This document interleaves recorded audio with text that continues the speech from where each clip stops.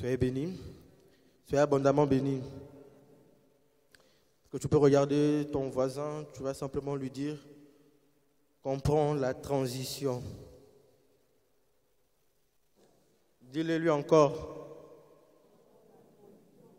Une dernière fois, comprends la transition.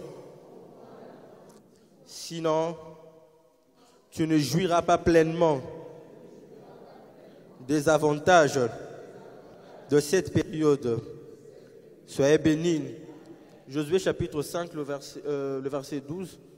Je lis dans deux versions. La version Louis II. La manne cessa les lendemains de la Pâque. Quand ils mangèrent du blé du pays, les enfants d'Israël n'eurent plus de manne et ils mangèrent des produits du pays de Canaan cette année-là. La version Semeur explique mieux. À partir du lendemain de ce jour-là, la manne cessa de tomber, puisqu'ils pouvaient se nourrir de produits du pays. Puisque, ça explique, ils devaient se nourrir de produits du pays. Il n'y avait plus de manne pour les Israélites qui vécurent des productions du pays de Canaan cette année-là. Soyez bénis. Alors, qu'est-ce qui se passe lorsqu'Israël arrive dans la terre promise? Dieu arrête la production de la manne, ou la livraison de la manne, pour que Israël puisse se nourrir de produits du pays. Soyez abondamment bénis. Alors la question que je m'étais posée, c'est la manne venait de Dieu. Ce Dieu qui fabriquait la manne, ce Dieu qui a assaisonné la manne. Ce sont les anges qui les livraient chaque matin, la manne tombait du ciel. Mais Dieu préfère arrêter quelque chose qui est 100% divine au profit de produits de la terre qui nécessitent un travail de transpiration de l'homme. Pourquoi Dieu trouve son compte en faisant cela? Soyez abondamment bénis. Pourquoi Dieu arrête la manne au profit de ce qui est de production de la terre qui doit pousser à l'homme de travailler jusqu'à tard de foi? Parce qu'il y avait une transition, le régime avait changé. Lorsqu'Israël est arrivé dans la terre promise, Israël ne devait plus être spectateur. Lorsque Dieu produisait la manne, Israël était spectateur. Israël regardait un travail accompli. Mais lorsque la transition s'est faite, Israël devrait lui aussi venir travailler avec Dieu afin que le peuple puisse se nourrir de la production de la terre. Soyez abondamment bénis. Soyez abondamment bénis. Voilà pourquoi même dans le Nouveau Testament, nous sommes participants à la gloire de Dieu parce que nous travaillons avec Dieu. Soyez abondamment bénis. C'est la même chose qui s'est passée avec la mission, mais malheureusement, on ne suit pas à 100%. Il y avait une époque où Dieu nous interdisait certaines choses. N'allez pas dans les médias, ne faites pas ceci. Il y avait une période où peut-être certaines initiatives ne passaient pas. Mais depuis, Dieu a changé les choses pour la mission Salut et Gloire. Et même cette année, nous avons un thème où nous devons aller propager la mission. Dieu a changé les choses parce que Dieu veut faire les choses autrement. Ce n'est pas seulement un ange qui fera en sorte que les gens viennent, que les gens connaissent cette mission. Ce n'est pas seulement à l'écosur qu'on doit donner toute la charge de l'évangélisation, de ceci, de suivi. Non, Dieu a dit pour cette fois-ci, il va passer avec chacun d'entre nous. Il va passer avec tous les départements. Il va apporter une gloire à la chorale, une gloire au protocole. Il va susciter des gens capables de trouver des stratégies aux médias, déjà avec des initiatives pour que le message aille au loin, pour que nos cultes ne soient jamais à moitié pleins. Mais Dieu a dit, ça ne sera plus par la manne, par vous et moi, même par des enfants, même par des vieillards. C'est ce que Dieu a décidé. Et c'est ce que nous devons faire. Nous devons nous aligner à cette pensée. Soyez abondamment bénis.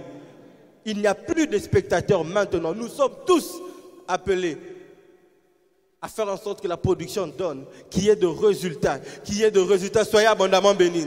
Nous allons déclarer, Père Céleste, au nom de Jésus, je te loue, je te remercie, je te rends grâce. Gloire à toi, louange à l'Esprit Saint. Merci Seigneur, parce que moi, je suis devenu enfant de Dieu depuis le jour où j'ai confessé de ma propre bouche le Seigneur Jésus. Et j'ai cru dans mon cœur que Dieu l'a ressuscité d'entre les morts. Je suis sauvé. Je suis sauvé. Merci Seigneur, parce que tu m'as donné le Saint-Esprit qui m'inspire des choses nouvelles pour l'avancée de ton royaume. Au nom de Jésus, je suis un acteur. Je suis un acteur pour la réalisation des promesses de cette église,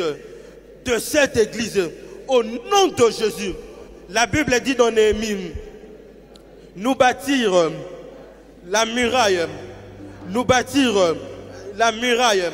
et les travaux finirent partout parce que le peuple avait pris le travail à cœur. Ainsi je déclare que je m'engage pleinement à accomplir ce que tu as dit pour cette année. Merci pour tes inspirations. Merci pour tes inspirations. Parce que ce que je dis avance ton œuvre au nom de Jésus. Je suis actif au nom de Jésus.